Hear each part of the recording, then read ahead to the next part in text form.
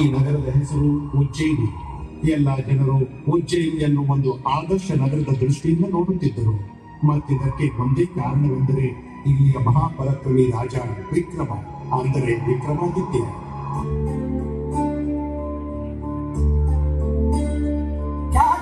अंबर से सूर्य बिछड़ता है, क्या कभी बिन बाती दीपक जलता है।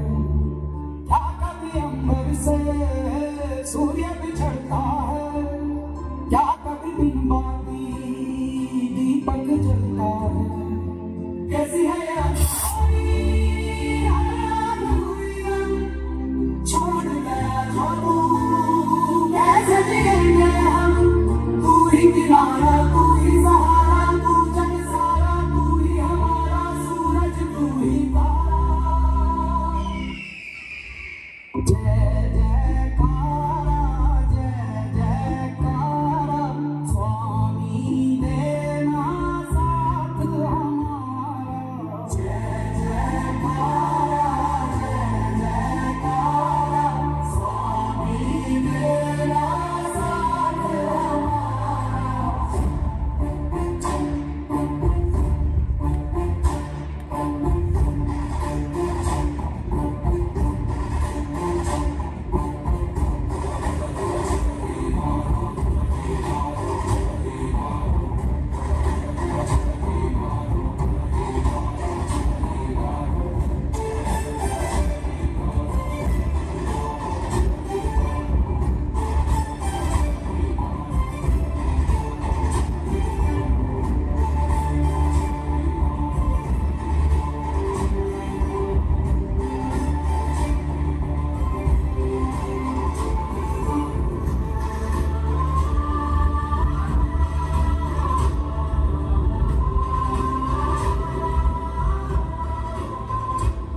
ರಾಜ ವಿಕ್ರಮನಿಗೆ ಬೇಟೆಯಾಡುವ ಹವ್ಯಾಸವಿತ್ತು. ಹೀಗೆ ಒಂದು ದಿನ ವಿಕ್ರಮ ರಾಜ ಅರಣ್ಯಕ್ಕೆ ಬೇಟೆಯಾಡಲು ಹೋಗಿದ್ದರು. ಆಗ ವಿಕ್ರಮ ಆ ಘೋರ ಅರಣ್ಯದಲ್ಲಿ ಒಬ್ಬ ಮಂತ್ರವಾದಿಯನ್ನು ಕಂಡರು. ವಿಕ್ರಮ ರಾಜ ವಿನಮ್ರ ಭಾವದಿಂದ ಆ ಮಂತ್ರವಾದಿಗೆ ಪ್ರಣಾಮ ಮಾಡಿದರು ಮತ್ತು ಆ ಮಂತ್ರವಾದಿ ವಿಕ್ರಮನಿಗೆ ಒಂದು ಚಿನ್ನದ ದಾಳಿಮ ಕೊಟ್ಟ. ಆ ಚಿನ್ನದ ದಾಳಿಮದಿಂದ ಒಂದು ದೊಡ್ಡ ಕೆಂಪು ಬಣ್ಣದ ಮಾಣಿಕ್ಯ ಸಿಕ್ಕಿತು. ವಿಕ್ರಮರಾಜ ಆ ಮಾಣಿಕ್ಯವನ್ನು ನೋಡುತ್ತಲೇ ಇದ್ದರು. ಮಹಾರಾಜರೇ, ಅತಿ ಅಮೂಲ್ಯವಾದ ಮಾಣಿಕ್ಯದ ಬದಲಾಗಿ ನೀವು ಏನು ಬೇಕಾದರೂ ನನ್ನಲ್ಲಿ ಕೇಳಿ, ನಾನು ಕೊಡಲು ಸಿದ್ಧನಾಗಿದ್ದೇನೆ. ಹೇ ರಾಜೇಶ್ವರ, ನಾನೊಂದು ಅನುಷ್ಠಾನ ಮಾಡುತ್ತಿದ್ದೇನೆ. ಇದಕ್ಕೆ ನನಗೆ ನಿಮ್ಮ ಸಹಾಯದ ಅವಶ್ಯಕತೆ ಇದೆ. ಆದರೆ ಈ ವಿಷಯವನ್ನು ಗುಪ್ತವಾಗಿ ಇಡಬೇಕು. ನಾನು ನಿಮಗೆ ಯಾವ ಸಹಾಯ ಮಾಡಲಿ? ಹೇ ಮಹಾರಾಜ, ಇಲ್ಲಿಂದ ಸ್ವಲ್ಪ ದೂರದಲ್ಲಿ ಒಂದು ಆಲದ ಮರವಿದೆ. ಆ ಆಲದ ಮರದ ಗೆಲ್ಲಿನಲ್ಲಿ ಒಂದು ಶವ ನೇತಾಡುತ್ತಿದೆ. ನೀವು ಆ ಶವವನ್ನು ತಂದು ನನಗೆ ಕೊಡಿ. ಇದೇನು ದೊಡ್ಡ ವಿಷಯವಲ್ಲ, ತಂದು ಕೊಡುತ್ತೇನೆ.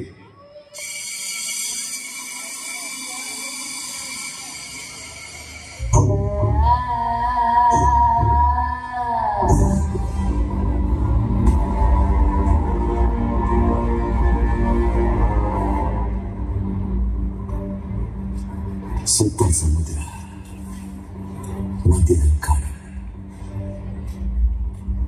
ಅಲ್ಲದಲ್ಲಿ ಹತ್ತದಲ್ಲ.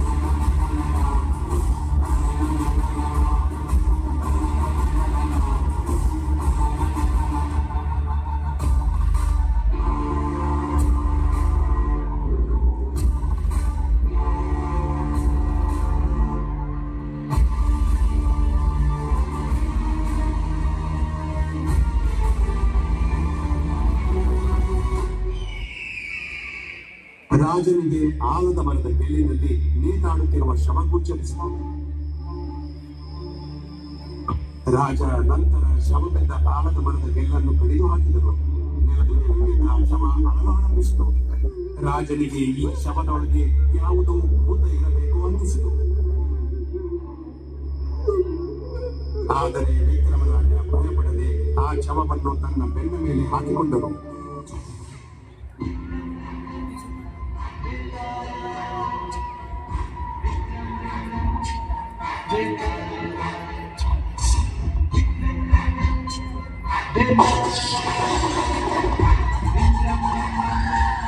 They